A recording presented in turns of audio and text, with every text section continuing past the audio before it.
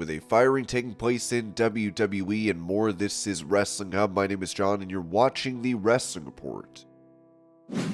Before we get into the rest of the video, make sure you subscribe to Wrestling Hub and turn on all notifications to stay up to date with everything in the world of pro wrestling. Also, don't forget to follow us on Instagram at Wrestling Hub Official and follow us on Twitter at Wrestling_Hub.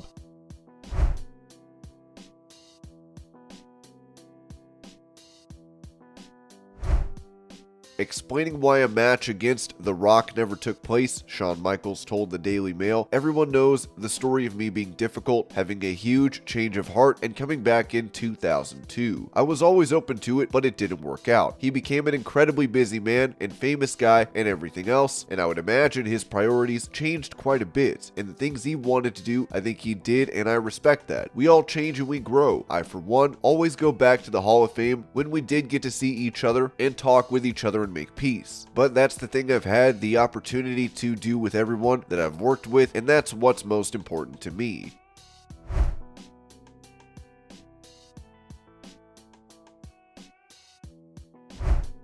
Speaking about his relationship with WWE, Kenny Omega said this on CBC Radio. "We were raised as young individuals, as aspiring wrestlers, to believe that there's one end game, there's one place that you want to go, there's one place that you need to go. You are a failure if you don't go there. It was WWF, yeah, at the time, but I had found myself not enjoying the product, and I had found myself wanting to perform in a different way than people were used to seeing it. And that's when I sort of had my eyes open to the other territories in the world. I guess I just wanted to be my own master and commander, and what I wanted to do was I wanted to make my stories more relatable. I wanted to tell human stories."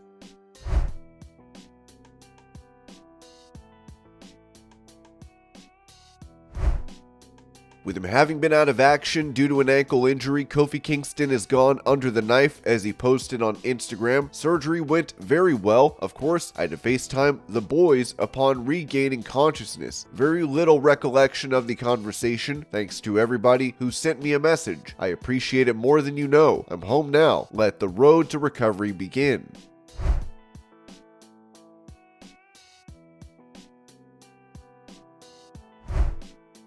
Taking to Twitter, former Ring of Honor star Reyes has announced his retirement, as he wrote, "I've decided to end my in-ring wrestling career effective immediately. After 24 years of being a professional wrestler, my son is the superstar of the family now. It's become too difficult to spend time away from him as he gets older and is doing so many sports. I find myself just watching him, and it's the most rewarding thing ever. Thank you to all the wrestling promotions/promoters, the wrestlers I've wrestled, friends I've made, and most importantly, the wrestling fans. They say you get out of this what you put into this. I've given my entire life to pro wrestling, and in return, I'm the luckiest man in the world."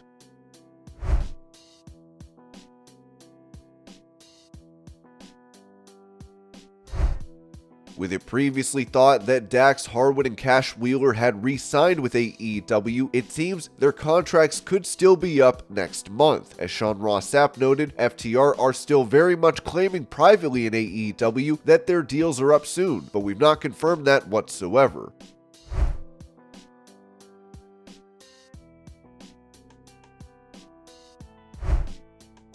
As Dave Meltzer said on Twitter that AEW doesn't pay for cars or hotels for their talent, AEW President Tony Khan responded, "That's false, Dave. Your statement's true about other companies, but doesn't apply at all to AEW. AEW invests millions of dollars every year on very good quality hotel rooms, plus safe transport to take care of our wrestlers. It's a huge investment I make on hotels weekly," AEW referee Bryce Remsburg added, "can proudly confirm. Wrestlers and all staff, refs, announcers, medical staff, security, hair and makeup, coaches, etc., shuttles from arena, flights to and from home, 3- and 4-star hotels reserved for them. I believe this extent of hospitality is unprecedented in pro wrestling history."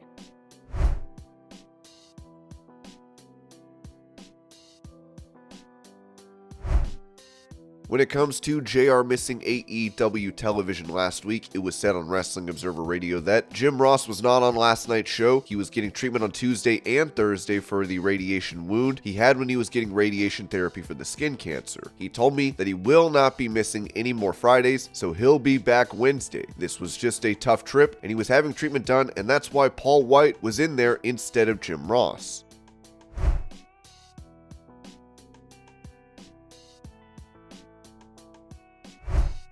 Speaking about what his father would tell him going into his match against Roman Reigns, Cody Rhodes told Stadium Astro, "That's a great question. What advice Dusty Rhodes would have given me heading into WrestleMania 39. I know that a lot of people in the industry have kind of their opinions on, of course, their opinions and their anecdotes and their stories on my father, and one thing I can tell people is nobody knew him as well as me or my sister. No one knew him as well as we did, and knowing that, I don't think he would have wanted to be in my corner. I think he would have wanted to be somewhere private where he could just enjoy it. He really had a great appreciation for what he did already, and anytime I tried to drag him out to do something, he would do it for me because he loved me, but also he wanted to say goodbye at the right time, and I think that's why he liked being behind the scenes with NXT and working with someone like a Roman Reigns. So I think he'd be hiding somewhere watching this, and I think if he could tell me anything as far as advice, the thing he always used to say when it came to a great TV match, a great moment that you were going to have on Raw or SmackDown, he'd always say, hit your finish, hit your finish. It's just an old school mentality of consistently reminding your audience, this is the thing that puts this match away. This is the thing. He had the bionic elbow, I have crossroads, and hit your finish sounds awfully a lot like finish the story in my case, and I think they would go hand in hand.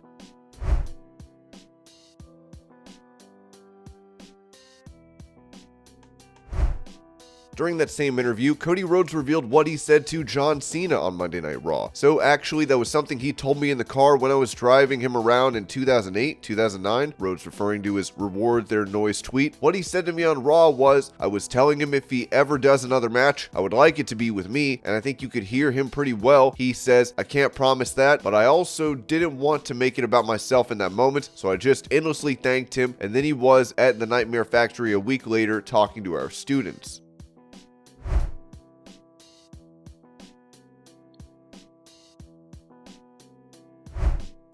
Talking to WrestleZone, AEW Head of Talent Relations, Christopher Daniels, mentioned his upcoming appearance for AAA's Lucha Libre World Cup, saying, it could be my last match on Sunday. It could be my last one, and I understand that. Part of the challenge now is to wrestle like it could be my last match. My spirit is willing sometimes. My flesh is weak, and that's the real situation. As long as my spirit is strong, I'm going to keep doing this as long as I can. I don't think this is the last time that I'll get an opportunity to work for AAA. I have a good relationship with the company itself, and I look forward to Sunday, and we'll see what happens. Then after we win, anything is possible.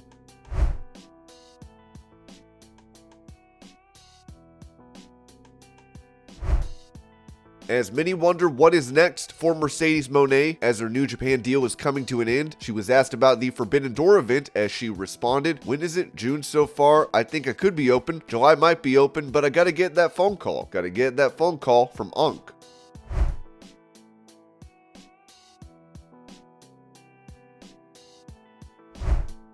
When speaking to the Wrestling Classic, Stone Cold Steve Austin was asked about a potential appearance at WrestleMania 39, to which he said, I haven't heard anything. We're literally, as we speak right now, about 2 weeks away, and it's the biggest show of the year. Right now, I think WWE has got as good a roster as they've had since the Attitude Era. They got a deep roster, so I think many guys and gals need those coveted spots. They got plenty of names to draw from, plenty of talent to draw from. I think they should shine the light and the cameras on their current superstars.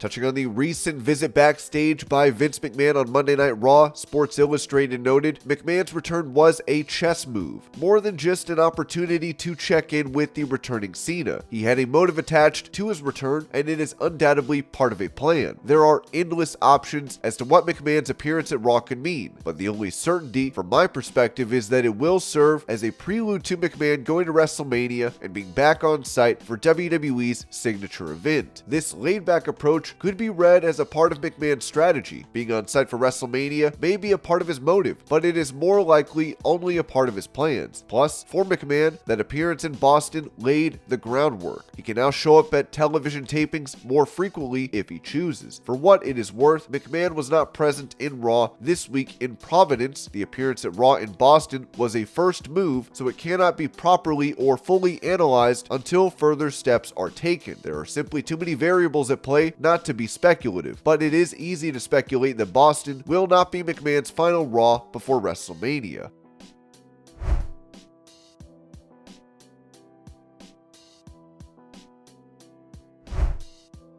According to a report, a writer for WWE that heavily influenced the Firefly Funhouse segments for Bray Wyatt is no longer with the company, with it said that when asking around about rumored looming WWE cuts, Fightful was told that hasn't been something that has been discussed broadly within the company, but we're told of a fairly recent departure. Fightful Select has confirmed that Nick Manfredini left the company earlier this year. Manfredini had been with WWE for well over a decade, having joined the fold in the spring of 2010. Manfredini was heavily influential in the creation and creative of the Firefly Funhouse segments. We have not learned if Manfredini left of his own volition or was let go. Manfredini was reportedly known as a guy within WWE who would often downplay credit on himself, but was often put over by Bray Wyatt himself to people backstage. Ringside News added that we've heard a bit about Nick Manfredini's WWE release. After speaking to someone on the creative team, we can confirm that this was 100% not a budget cut situation. To go into exactly why he was fired about be a human resource issue, but it was not a resignation situation.